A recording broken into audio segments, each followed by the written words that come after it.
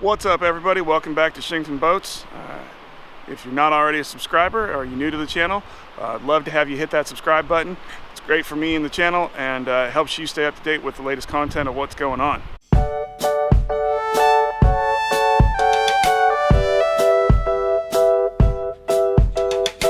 Building an engine stand.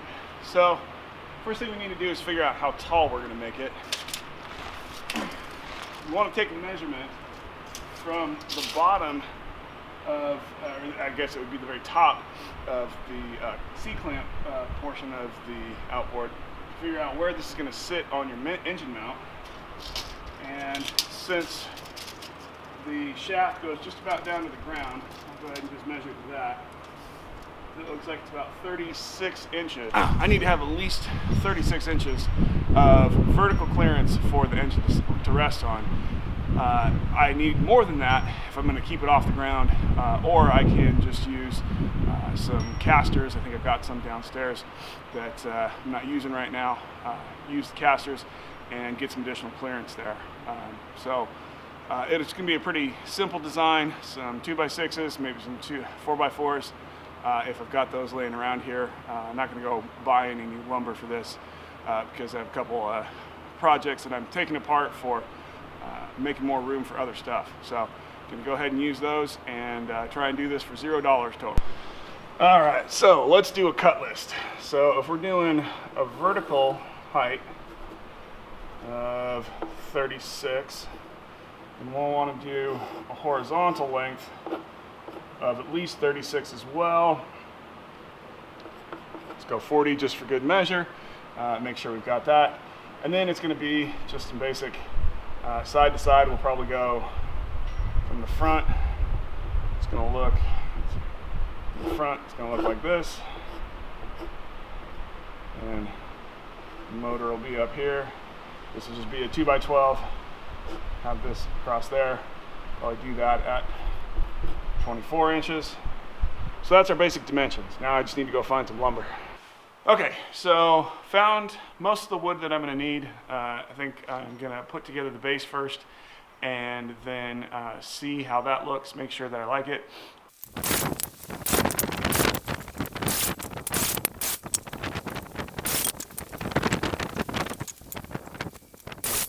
So I've got some 2-inch, what am I going to use? 2.5, and I'll probably use the 3.5-inch decking screws. Gonna go ahead and drive those down into that, make sure those stay nice and tight, and so let's say structurally even back and forth.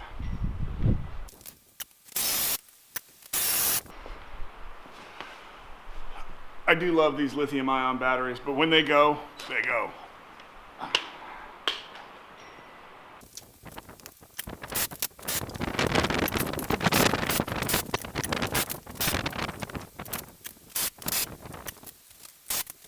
We got the base done. Wow, that's only about 10 minutes. That's pretty cool. Got the base done. Now we need to do some vertical supports. I actually went back online and took a look at some designs and decided that what I'm going to do is two 2x4s, or one 2x4 and one 2x6, and they will be sandwiched together. One of them will be resting on that mid plate that I just put down there, and then one of them will be behind it.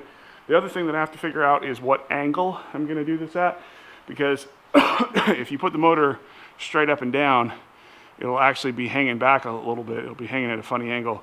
So all the transoms are at this angle versus this angle. So I'll actually want to put the board at probably like a 5-degree angle. Might grab my angle finder and see if I can figure out what they're actually set to right now. So that's next.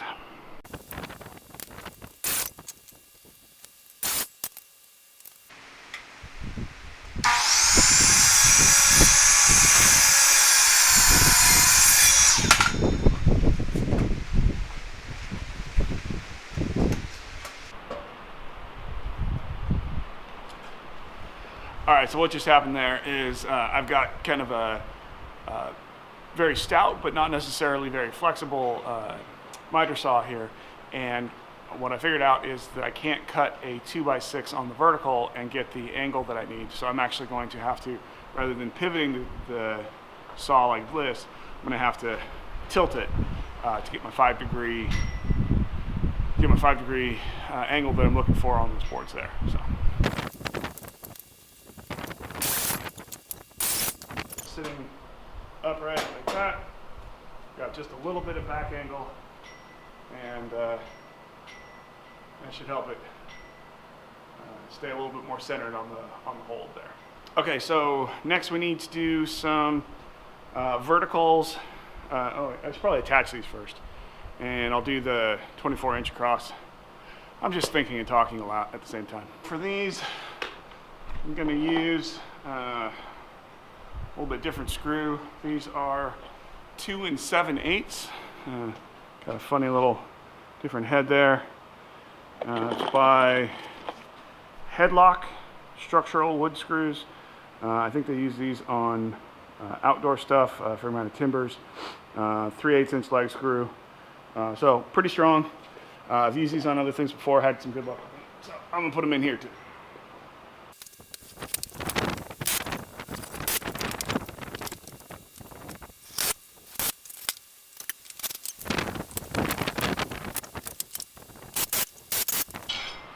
Probably should have done this earlier, but do a quick square check. Yeah, good. Okay, so now looking at this, wondering, whoo, that's going to be tight. I might have to nibble out a little bit of this 2x6 up top.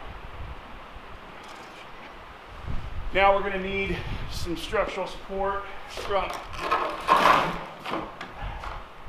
here to here. I'll already make it. There it is. I suck at this part. Alright, let's use some 2x4s. Okay, so what I'm going to do now is, rather than try and get all fancy angles, I'm going to just hold this where I want it to land and make a mark across there. And that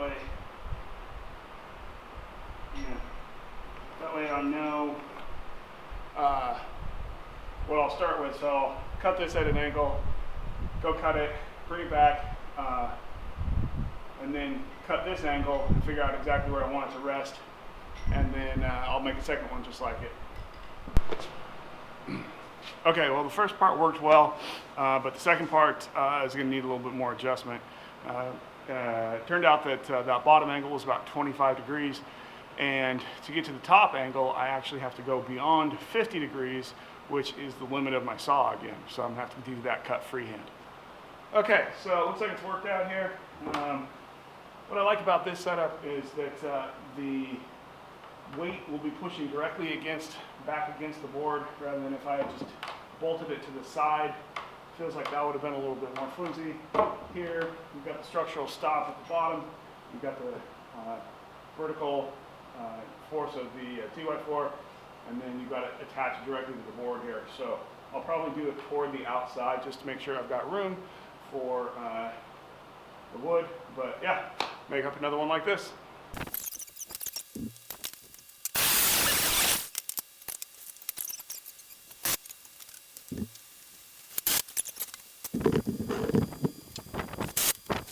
So, this thing's starting to get a little heavy here. All right, so we've got support that way. I think what the next thing we're going to do is put another support piece under here. We'll do 2x4s there, so that it's not just the screws that are holding all this on. We actually have a structural element under there. I know that there's the 5-degree angle. I can probably get both pieces of wood out of there. So there's a 5-degree angle on here. This will be a 90-degree cut because it is at the same angle that is. We'll start with the cuts.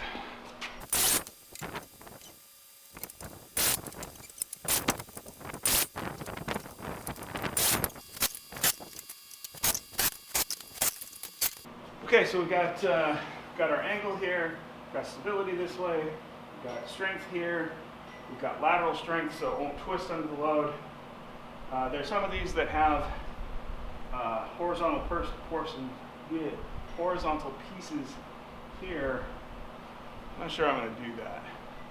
Might be laziness. Might be that I'm just not that worried about it. But I don't think I'm going to do that. That brings us to the end of the video. I'm going to go find those casters. And next time we see us, we're going to be actually pulling the engine off of the boat, putting it up on here when it's on casters, and see if the thing still runs, because I just realized I didn't winterize it. Okay, as soon as I said I wasn't going to do it, I started feeling bad. So decided that I've got this extra piece 2x12 here.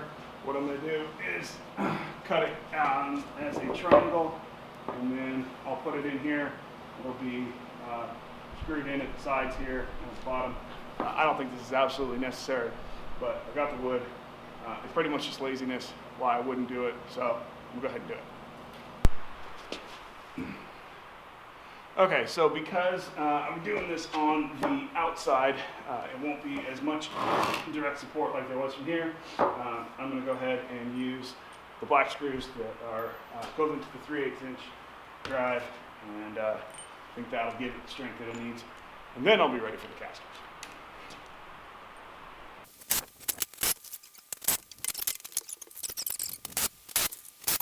Much better. Now you've got vertical support this way as well as this way. Boat will sit up here. Now we're done.